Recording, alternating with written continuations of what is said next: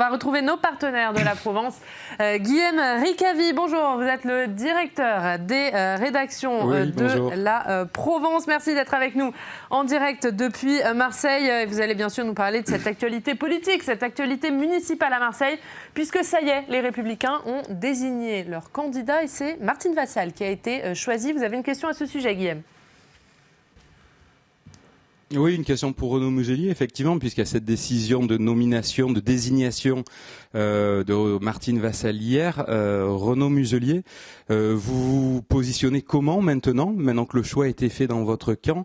On sait que vous êtes un proche de Bruno Gilles. Est-ce que vous allez désormais faire campagne pour la candidate investie par votre famille politique, c'est-à-dire Martine Vassal? Je salue ma famille politique qui, autour de Christian Jacob, Éric Ciotti, Gérard Larcher, a essayé en permanence de trouver un message d'unité dans la ville de Marseille. On a réglé le problème à Paris, on a réglé le problème à Nice, c'était pas le plus facile, et on se retrouve dans un conflit à Marseille qui est absolument incroyable. Et là, on a ouvert un truc qui est fou, quoi. Nos deux candidats ne veulent pas s'entendre, ne peuvent pas s'entendre. C'est quand même le fruit du non-respect de la parole donnée qui crée des conséquences très importantes.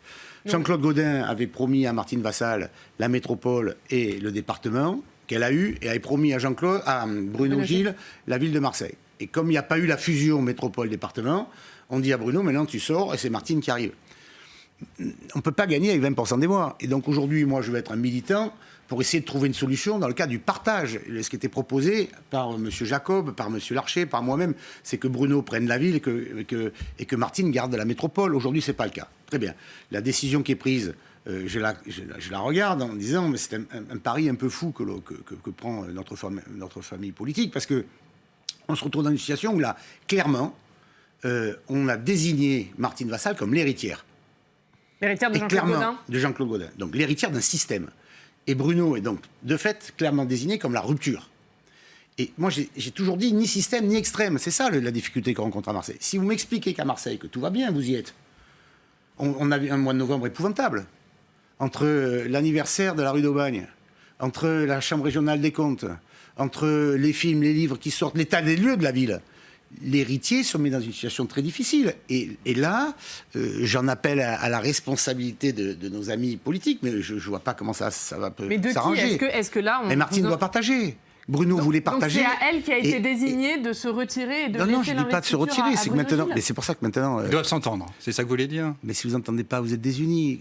Mais est-ce que c'est pas Bruno Quand nous avons gagné avec Jean-Claude Gaudin la ville, quand on s'entendait bien, on gagnait avec 38% des voix. On faisait entre 4 à 5 mairies de secteur. Dans les 4 à 5 mairies de secteur, on a toujours gagné. Bruno Gilles et moi dans le 4e secteur, face notamment à Jean-Noël Guérini, en frontal. Et on avait à peine une majorité. S'ils se battent, ces deux-là, comment ils vont faire ? Comment ils vont faire pour garder la ville ? Et donc, l'enjeu aujourd'hui, c'est simplement de dire comment elle peut ne pas être l'héritière en partant avec les mêmes, positionnés, aidés par Jean-Claude, imposés par Jean-Claude, en prenant les mêmes sortants sur ces listes municipales, les mêmes têtes de liste. On est dans le système. Donc vous dites qu'il faut tourner la page Jean-Claude Gaudin à Marseille et ça ne passe pas par Martine Vassal. C'est pas que ça ne passe pas par Martine Vassal, c'est aujourd'hui dans cette situation-là, c'est pas que. C'est pour ça que je suis dans l'unité. Quand j'ai dit ici, sur ce plateau, il y a 2 mandats de trop. C'est qu'il y en a quand même 2 qui ont été bons. C'est très longtemps. Mais là, on ne peut pas dire que tout va bien quand même. Que Martine Vassal, ça va être le 3e mandat de trop de Jean-Claude Gaudin. Si elle s'inscrit dans l'héritage, elle est mécaniquement prise par la mécanique. C'est obligé. C'est obligé. Elle est désignée en tant que telle. Ça va être la cible de tout le monde. Comment peut-elle développer un programme en étant l'héritière ? Elle y était depuis toujours. Alors, en attendant, là, la Commission nationale d'investiture a tranché. Hier soir, Bruno Gilles publie un communiqué dans lequel il regrette la décision. Il signe ce communiqué candidat à la mairie de Marseille. Est-ce que ce n'est pas à lui de se retirer? Est-ce que vous l'encouragez à continuer à être candidat, Renaud Muselier, ce matin? C'est le problème de la parole donnée qui n'a pas été respectée. Donc oui, Bruno Gilles doit être candidat. Je ne dis pas que Bruno Gilles doit être candidat, je veux la paix et l'unité. Donc oui, mais vous l'appelez à l'unité, mais concrètement, vous l'appelez à quoi ce matin? Mais l'unité ne marche pas quand l'un écrase l'autre, quand l'un ne respecte pas la parole du troisième. Dans la vie politique, il faut savoir s'ouvrir, il faut savoir partager, il faut savoir respecter ses engagements. Il ne faut pas tout vouloir. Elle ne peut pas avoir le département, la métropole et la ville avec 20% des voix. C'est impossible. Dans une ville qui a autant de difficultés. Martine Vassal doit laisser la mairie derrière moi, en tant que président de région, je travaille avec mes différentes métropoles. Je vois bien comment ça se passe avec Nice ou Toulon, ça se passe très bien. Même avec Avignon, ça se passe très bien. Je vois bien les difficultés que je rencontre avec la ville de Marseille, où je n'ai pas la consommation de mes fonds, la désorganisation structurelle de la ville, l'inefficacité des services. Monsieur, n'arrive pas à récupérer Monsieur les fonds Muselier, européens. la question est à peu près claire. On risque d'avoir une campagne avec deux candidats, finalement, avec l'étiquette Les Républicains, Martine Vassal, Bruno Gilles. Qui allez-vous soutenir? Mais pour l'instant, je vais tout faire pour qu'ils ne se présentent pas tous les deux et qu'ils trouvent une solution avant. Et aujourd'hui, on voit bien que Mais pour vous, l'investiture, c'est pas une solution. Ce qui a été tranché hier, c'est pas une solution. Non, je pense. Ça, je l'ai dit toujours depuis le départ. Donc ça sert à rien finalement. D'ailleurs, ma famille politique a dit la même chose. chose. Ma famille politique, avant le vote, disait la même chose. Les responsables politiques ont dit il faut trouver une solution. La solution n'a pas été trouvée. Il fallait à ce moment-là voter. C'est elle qui a gagné. Très bien. Mais est-ce que c'est la bonne solution pour Marseille, pour les Marseillais, de la désigner comme héritière d'un système défaillant? Je ne crois pas. Donc qu'on soit clair ce matin, vous encouragez Bruno Gilles à poursuivre sa campagne sur le terrain. J'encourage à l'unité parce que nous allons perdre cette ville, ni système ni extrême. Je suis toujours dans la même logique. Et vous dites là, il y a un risque que la droite perde Marseille. Là, on est dans un système qui est désigné par ma famille politique. Ça ne me convient pas. Et je suis dans une démarche où je ne veux pas que cette ville soit ingouvernable. Il y a 8 mairies de secteur, qu'on fasse un 3-3-2, un 3-2-1, ce qui rendra la gouvernance de la métropole impossible dans un territoire où il y a autant de difficultés. Vous ne croyez pas à la possibilité d'une rupture par Martine Vassal par rapport même au bilan de Jean-Claude Gaudin? Hier, elle nous a expliqué que Jean-Claude est venu exprès en voiture pour présenter Martine, sa candidate. Elle assume la totalité de l'héritage. Et quand il y a la Chambre régionale des comptes qui pose son avis particulièrement négatif sur la ville, ils défendent, ils ne font même pas, ils sont dans le déni. Mais les Marseillais, ils en sont conscients. Hein. Bon, clairement, ce matin, Renaud Muselier, vous restez sur votre position, cette double investiture. Martine Vassal doit garder le département et la métropole, et Bruno Gilles doit être investi candidat à la mairie de Marseille. Vous n'avez pas changé d'avis? Non, je ne suis pas investi. Elle est investie. Donc ça, c'est ma famille politique qui en décide. Oui, et donc, il faut qu'ils arrivent à trouver une solution. Et je vais continuer à essayer de trouver une solution en ce sens. Je ne suis pas sûr qu'ils puissent m'écouter. Est-ce que Martine Vassal, elle est prête au dialogue? Bien sûr que non.